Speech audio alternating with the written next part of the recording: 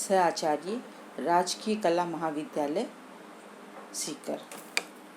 आज का अपना है मध्यकालीन भारत का इतिहास। इसमें सेक्शन बी में है शेरशाह सूरी का उत्कर्ष। शेरशाह सूरी शेरशाह उन महान व्यक्तियों में से था जो निम्न स्तर से उठा और जिसने अपने साहस, अपनी योग्यता और क्षमताओं की सहायता से उच्चतम पद प्राप्त किया। उसमें एक सम्राट, सेनापति, नेता और शासक के सभी गुण विद्यमान थे।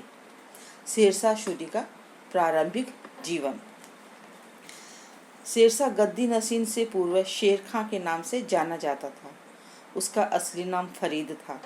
वह इब्राहिम सूर का पोता और हसन खां सूर का बेटा था। शेरशाह अफगानिस्तान के सूर नामक कबीले का रहने वाला था। उसके पिता में घोड़ों का व्यापार करते थे। उसके पिता हसन बिहार में जमींदार थे। शेरशाह के पिता हसन ने 4 विवाह किए तथा उसके 8 पुत्र थे। शेरशाह का जन्म 1472 ईस्वी में हुआ। उसका प्रारंभिक जीवन अत्यंत कष्ट में व्यतीत हुआ। 1494 ईस्वी में वह शिक्षा हेतु जौनपुर चला गया तथा अरबी व फारसी साहित्य का गहन अध्ययन किया। जौनपुर का शासक उसकी योग्यता से प्रभावित था। हसन खां अपने पुत्र की विद्वता व प्रतिभा की बात से उसे सहसराम और खवासपुर की जागीरें उसे सौंप दी। 1518 ईस्वी में वह आगरा चला गया। इब्राहिम लोदी के दरबार में शरण ले ली। शेरशाह सहसराम छोड़कर बिहार के शासक बहार खां की नौकरी करने लगा। इसी दौरान शिकार के समय शेरशाह ने बहार खां की शेर से रक्षा की, जिससे प्रसन्न होकर बहार खां ने उसे शेर खां की उपाधि से अलंकृत किया। शेर खां व बहार खां के मधुर संबंध व उसकी बढ़ती हुई शक्ति को देखकर अनेक सरदार उससे जलते थे। अतः बहार खां को शेर खां के विरुद्ध भड़का दिया। बहार खां ने शेर खां को निकाल दिया। शेरशाह को जौनपुर के सूबेदार जुनैद की सहायता से बाबर के यहाँ नौकरी मिल गई। मुगलों के साथ काम करके उसे मुगलों की कमजोरियों का पता चल गया, जिससे हुमायूं के विरुद्ध युद्ध में उसे सहायता मिली। बाबर ने शेरशाह के विषय में अपने खलीफाओं से कहा था, शेर खां पर नजर रखो, ये बहुत ही होशियार व्यक्ति है। जब मैंने इसे देखा तो तुरंत मुझे लगा कि इसे तुरंत गिरफ्तार कर लेना चाहिए, क्योंकि इसने वह मानव महानता व शक्ति के चिन्ह प्रतीत होते हैं। 1528 ईस्वी में मुगलों के अधीन काम करने के पश्चात उसने मुगलों का अफगानों के प्रति खराब व्यवहार देखते हुए इस पद को भी छोड़ दिया तथा बिहार के सुल्तान महमूद के यहाँ कार्य करना प्रारंभ कर दिया। उसने कहा, न तो मुझे मुगलों में कोई विश्वास है और न ही उनको मुझ में। अतः उसने मुगलों का साथ छोड़ दिया। मुगलों के साथ 2 वर्ष तक रहने के कारण शेर खां ने उनके शासन प्रबंध और सैनिक संगठन की कमजोरियों का पता लगा लिया। मुगलों के गैर मुगलों के साथ अपमानजनक एवं अभिमान सूचक व्यवहार के कारण 1528 ईस्वी के अंत में उसने मुगलों की नौकरी छोड़ दी। अगला टॉपिक है शेरशाह के युद्ध। मुगलों की नौकरी छोड़कर शेरशाह पुनः बिहार के सुल्तान मोहम्मद शाह के दरबार में आया, जहां उसे जलाल खां का शिक्षक व अभिभावक बना दिया। उसके बाद मोहम्मद शाह की मृत्यु हो गई तथा उसका उत्तराधिकारी जलाल खां अभी नाबालिग था। सुल्तान की विधवा जलाल खां की संरक्षिका व शेर खां उसका सहायक बना। डिप्टी गवर्नर की हैसियत से उसने शासन एवं सेना का पुनर्गठन किया। शेर खां के बढ़ते हुए प्रभाव को लोहानी सरदार सहन नहीं कर सके और उन्होंने बंगाल जाकर नुसरत खां को शेर खां के विरुद्ध भड़काया। 1529 ईस्वी में शेर खां व नुसरत शाह के मध्य युद्ध हुआ और शेर खां ने उसे बुरी तरह परास्त किया। इससे शेर खां की प्रतिष्ठा में और अधिक वृद्धि हुई। शिशु शासक जलाल खां को लेकर लोहानी सरदार नुसरत खां के पास गए, लेकिन शेर खां पर पुनः आक्रमण करने का साहस न कर सका। इस प्रकार जलाल खां के जाने के बाद शेर खां दक्षिणी बिहार का वास्तविक शासक बन गया।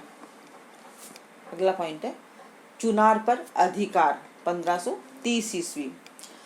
चुनार पर इब्राहिम लोदी के सूबेदार ताज खां का अधिकार था। चुनार के ही किले में इब्राहिम का शाही खजाना रखा हुआ था, इसलिए शेर शाह चुनार पर अधिकार करना चाहता था। चुनार का सूबेदार अपनी पत्नी लाड मलिका के प्रभाव में था। ताज खां को उसके पुत्र लाड मलिका का सौतेला पुत्र ने हत्या कर दी। इस अवसर का लाभ उठाते हुए शेर शाह ने मलिका से संपर्क स्थापित किया, वह उससे विवाह कर लिया। इस प्रकार उसका न केवल चुनार किले पे अपितु शाही खजाने पर भी अधिकार हो गया। हुमायूं से संघर्ष। हुमायूं इस अपेक्षा में कि बिहार में शांति स्थापित हो गई है, वापस लौट गया, जो शेर खां की चाल थी। अपनी तैयारियां पूर्ण करने के लिए ही हुमायूं से संधि की थी, प्रोफेसर कानून गो के अनुसार।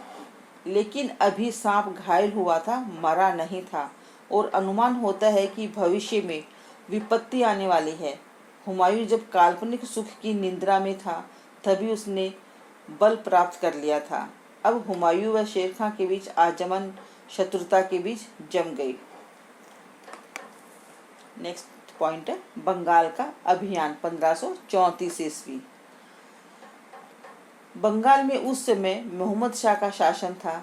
शेरशाह व मोहम्मद शाह के मध्य सूरजगढ़ नामक स्थान पर भीषण युद्ध हुआ, जिसमें शेरशाह की विजय हुई, वह अपार धन संपत्ति प्राप्त हुई। प्रोफेसर शर्मा ने लिखा है, चौसा और बिलग्राम की लड़ाई से प्राप्त हुमायूं का साम्राज्य उसके अफगान शत्रुओं को सुपुर्द हो गया।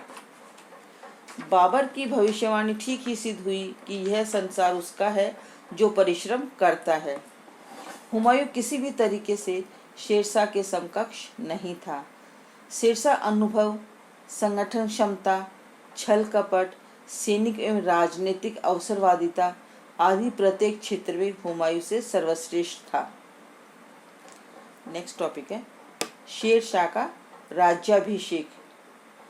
बिलग्राम के युद्ध में विजय प्राप्त करके 1540 ईस्वी में शेरशाह सूरी दिल्ली व आगरा का शासक बन गया। वह 68 वर्ष की आयु में 1544 ईस्वी में उसका राज्याभिषेक किया गया। इसी समय उसने शेर शाह की उपाधि धारण की, अपने नाम के खुतबे पढ़वाए और सिक्के ढलवाए। कन्नौज से कलापी तक के प्रदेशों में शांति एवं व्यवस्था स्थापित करने हेतु रक्षकों को नियुक्त किया तथा लगान वसूली के लिए अपने अधिकारियों को नियुक्त किया। नेक्स्ट अगला पॉइंट है हुमायूं का पीछा किया जाना। बरमजीत गौड़ को हुमायूं का पीछा करने के लिए भेजा, परंतु आगरा में मुगलों का कत्ल करने पर शेरशाह ने उसे फटकारा। वह खवास खां को पीछा करने के लिए भेजा। हुमायूं भागता हुआ लाहौर पहुंचा, तब खवास खां सुल्तानपुर पहुंचा, लेकिन वर्षा आरंभ हो जाने के कारण वह 3 माह वहीं उसे रुकना पड़ा। जब हुमायूं ने हिंदुस्तान की सीमा छोड़ दी तो ख्वास खां ने भी उसका पीछा करना छोड़ दिया। शेरशाह भी इसी समय तक लाहौर होता हुआ खुशा पहुंचा और इधर खवास खां भी हुमायूं को खदेड़कर खुवास खां लौट आया। इससे आगे आपको अगले व्याख्यान में बताया जाएगा।